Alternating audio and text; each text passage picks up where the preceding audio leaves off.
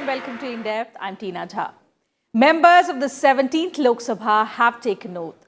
The House will now elect its Speaker on the 19th of June. The NDA has named two-time BJP MP Om Birla as its nominee for the post. Birla, who won from Kota-Bundi parliamentary seat in Rajasthan, will easily become the Speaker as the National Democratic Alliance has a clear majority in the lower house. Today in In-Depth, we talk about the election process, role and responsibilities of the Speaker. We'll also look at the powers vested in the Lok Sabha Speaker, who is the highest authority in the House and also the custodian of the Parliament building.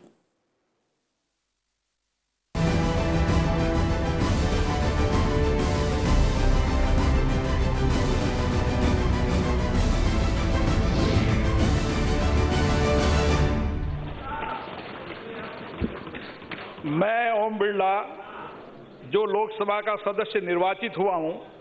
BJP MP Om Birla is set to be the next Speaker of the Lok Sabha.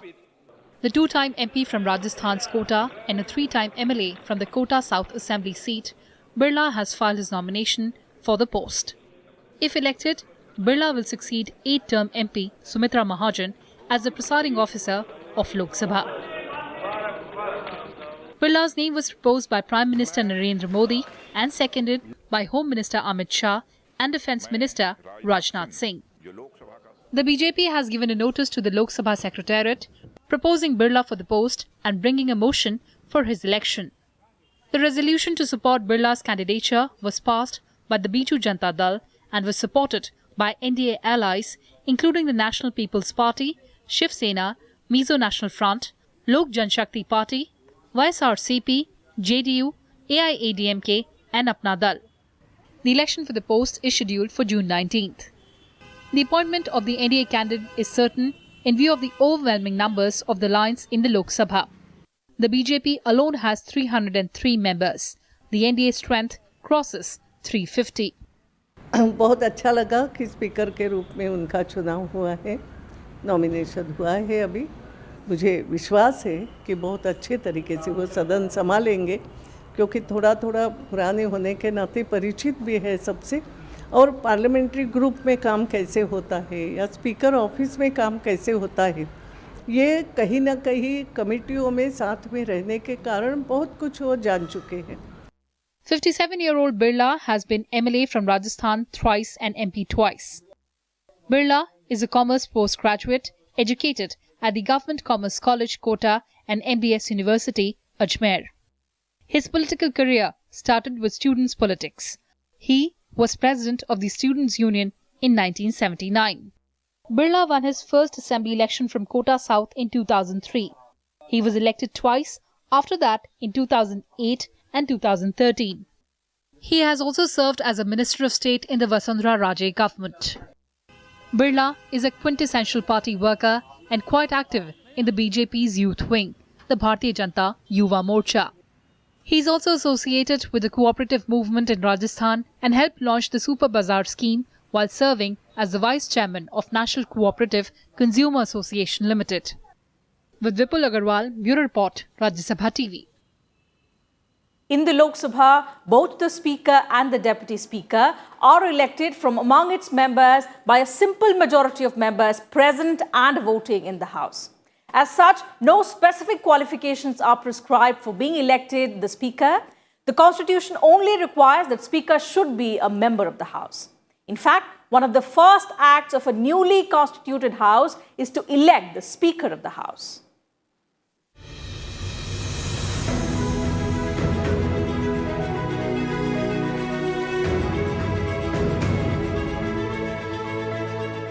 The Speaker is the chairman or the presiding officer of the Lok Sabha. The House elects its presiding officer and the Deputy Speaker by a simple majority of members present who vote in the House. The Constitution states the Speaker must be a member of the House, but an understanding of the Constitution and conventions of the Parliament is considered a major asset for the holder of the office of the Speaker. Election of the Speaker is one of the first acts that a newly elected House undertakes. Usually, a member belonging to the ruling party is elected Speaker. The process has evolved over the years where the ruling party nominates its candidate after informal consultations with leaders of other parties and groups in the House. This convention ensures that once elected, the Speaker enjoys the respect of all sections of the House.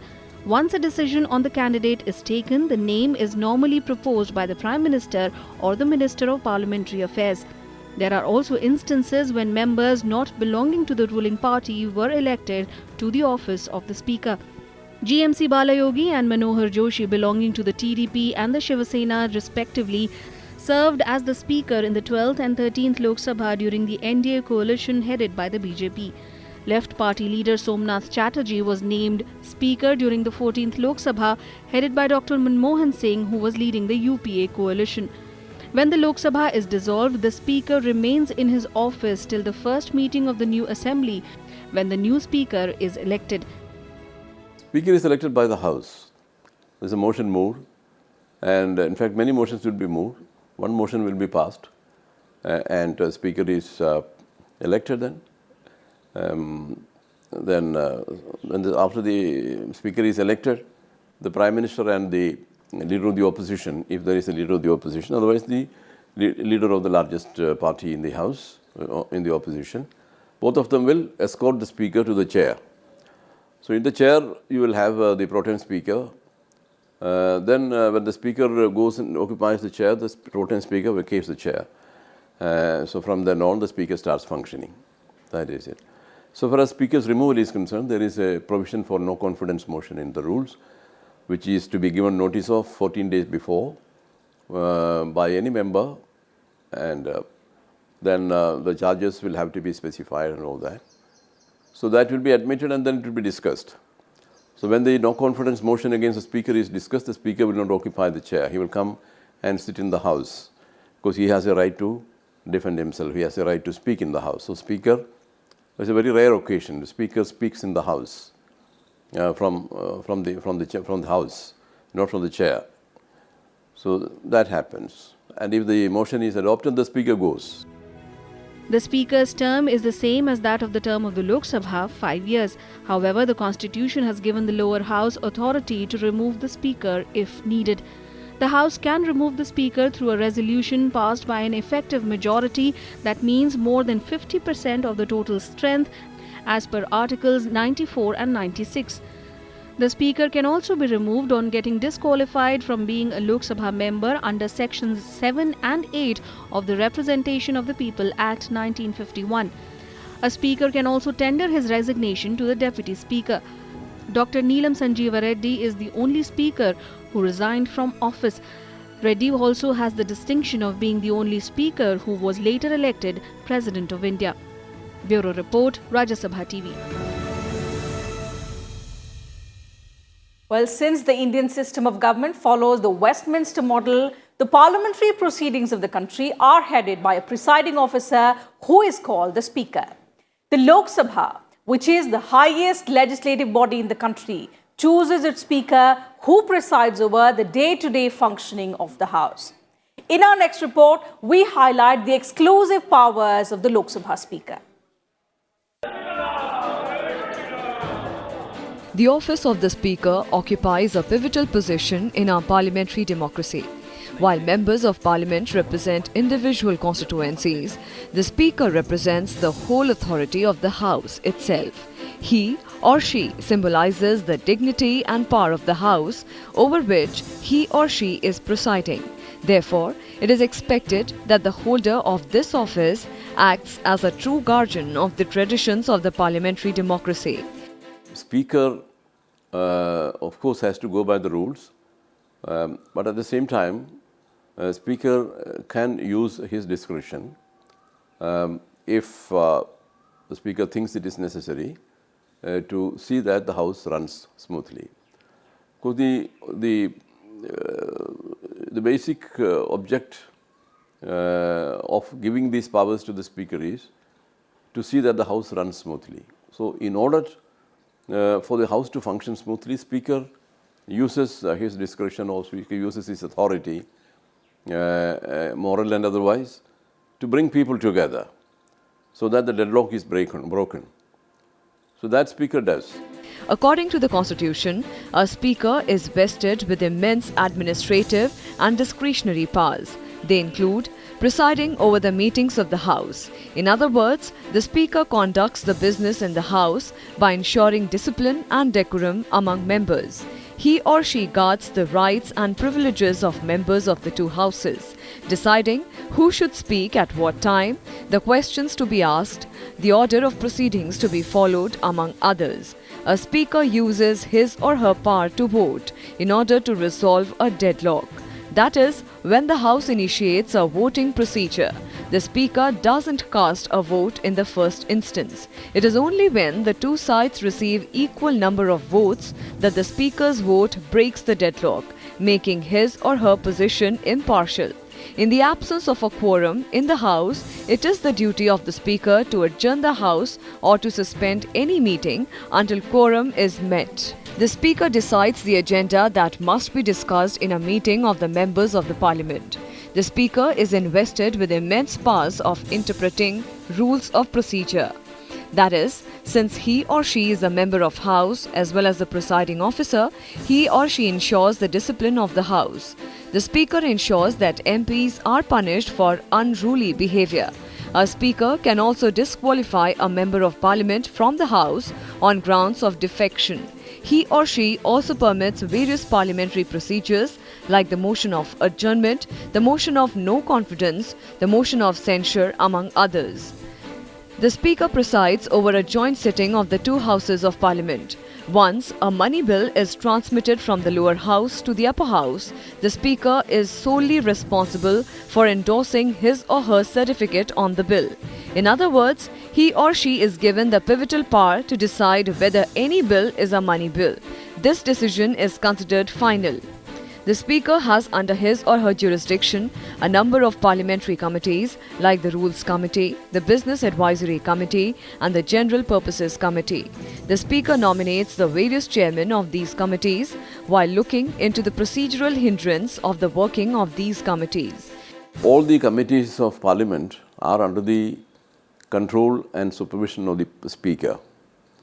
So, these members of the committee are, some of the members are elected by the House, some of the members are nominated by the Speaker. But all these committees are under the control of the Speaker. So, they have to abide by the directions of the Speaker. The Speaker has other functions to perform as the head of the Lok Sabha. Interparliamentary, there are two organizations, Interparliamentary Union, IPU, and the other is CPA, that is the Commonwealth Parliamentary Association. So far as Interparliamentary Union is concerned, India group, Speaker is the head of the India group. And in the Commonwealth Parliamentary Association also, we are members of these two organizations. These are basically the organizations of parliamentarians. And there the Speaker plays an important role. All the speakers are represented there. Annual conferences are held. And also other conferences are held at different times, at different places.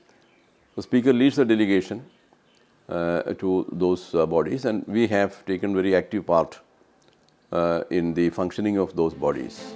He or she is the ex officio president of the Indian Parliamentary Group set up in 1949 that functions as the national group of the Inter-Parliamentary Union and the main branch of the Commonwealth Parliamentary Association.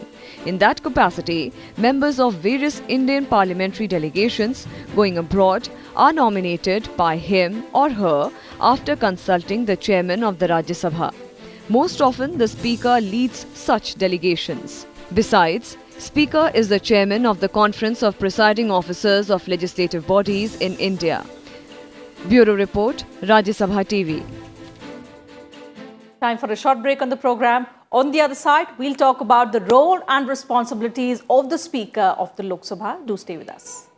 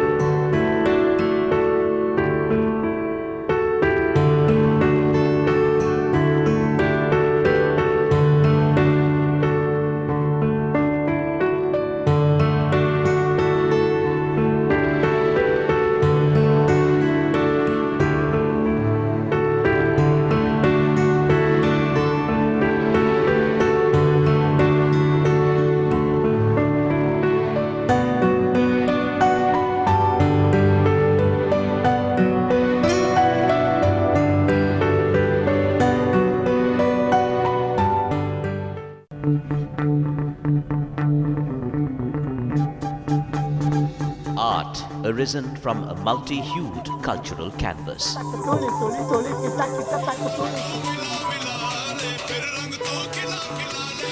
Tradition and cultural fervour dating back centuries.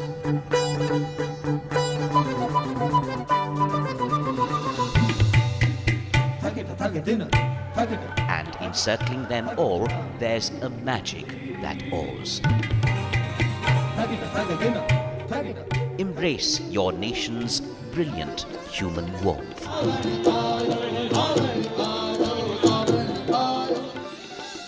Watch Colours of India, Sundays at 9:30 p.m. on Rajya Sabha television.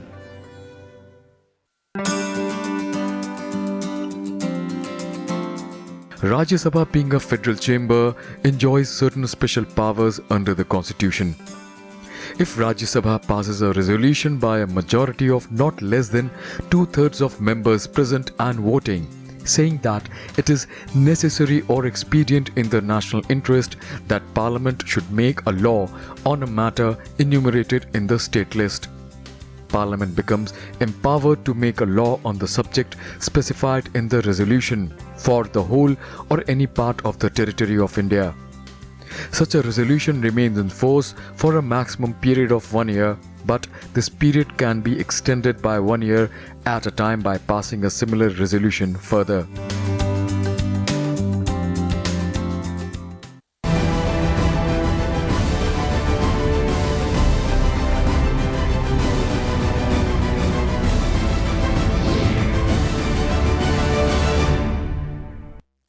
Thanks for staying with us on In Depth. Our first Prime Minister, Pandit Jawaharlal Nehru, had said, in a parliamentary democracy, the Speaker represents the dignity and freedom of the House.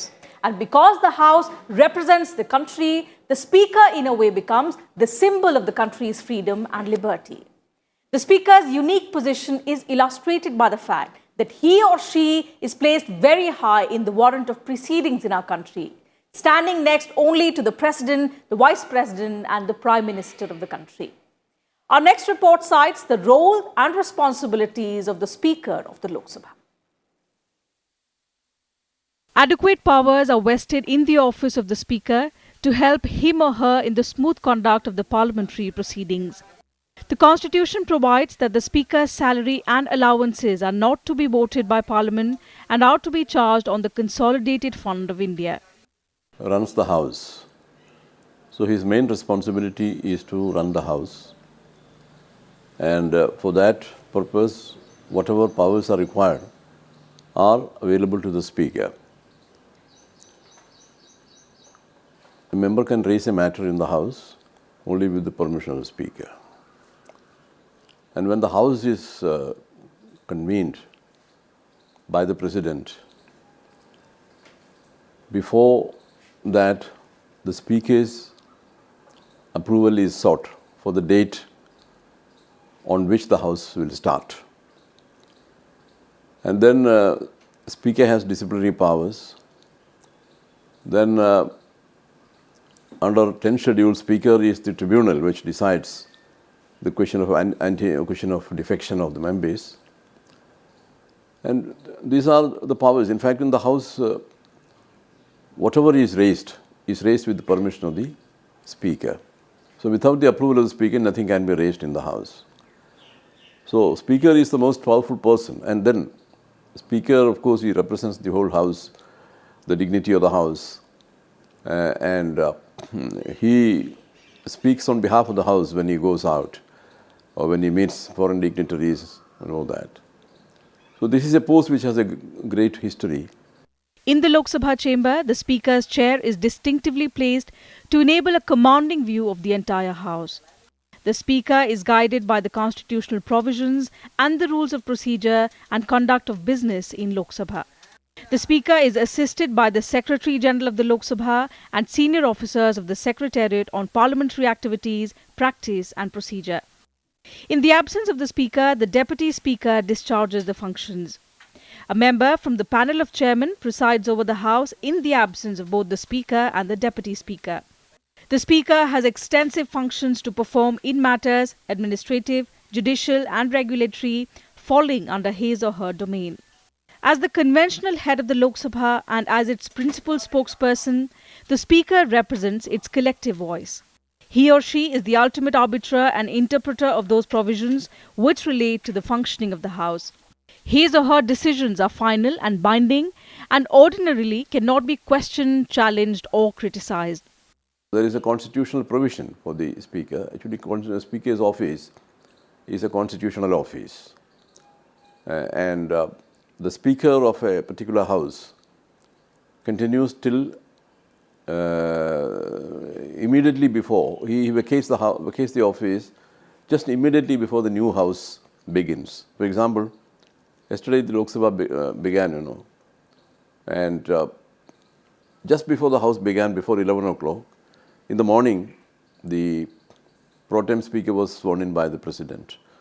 So, till then, the previous Speaker was in office. So, that is the constitutional provision.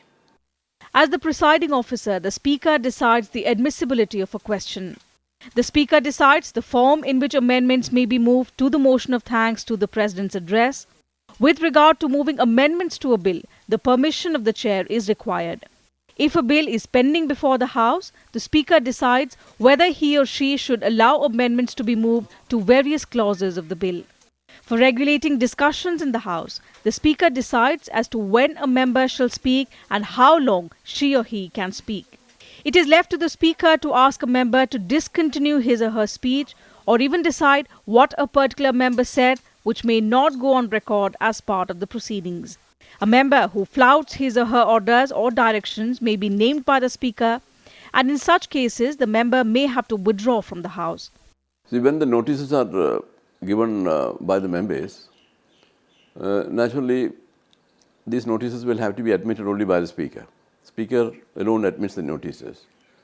Whether it is a notice for adjournment or whether it is a notice for another motion or whether it is a calling attention notice or whether it is a question, all these notices will have to be admitted by the Speaker. That's why I said in the beginning that no notice can be admitted without the permission of the Speaker, except the no confidence motion. There the Speaker's admission is not required, but Speaker will put it before the House. It is the House which will admit the motion. Except that, all other motions which come before the House come only after the Speaker permits them. It depends solely on the Speaker to refer any question of privilege to the Committee of Privileges for examination, investigation and report. It is through the Speaker that decisions of the House are communicated to outside individuals and authorities. It is also the Speaker who decides the form and manner in which proceedings of the House are published. He or she also issues warrants to execute the orders of the House wherever necessary and delivers reprimands on behalf of the House. When a decision of the House is to be ascertained on a motion made by a member, the question is put by the Speaker before the House to obtain the decision. The Speaker also has certain residuary powers under the rules of procedure.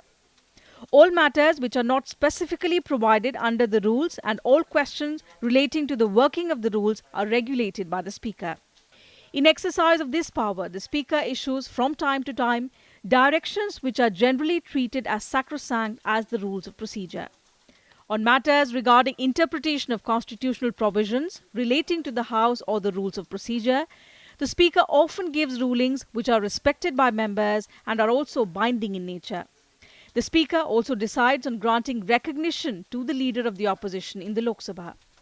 The Speaker makes obituary references in the House, formal references to important national and international events, and the valedictory address at the conclusion of every session of the Lok Sabha and also when the term of the House expires.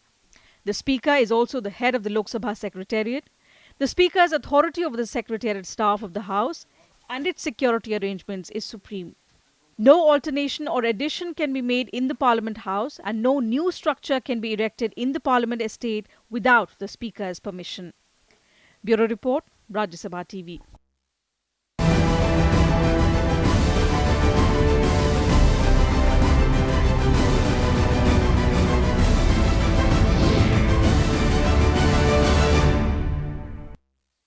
So that's it from us in this edition of In Depth. We'll be back same time tomorrow with a focus on some other subject.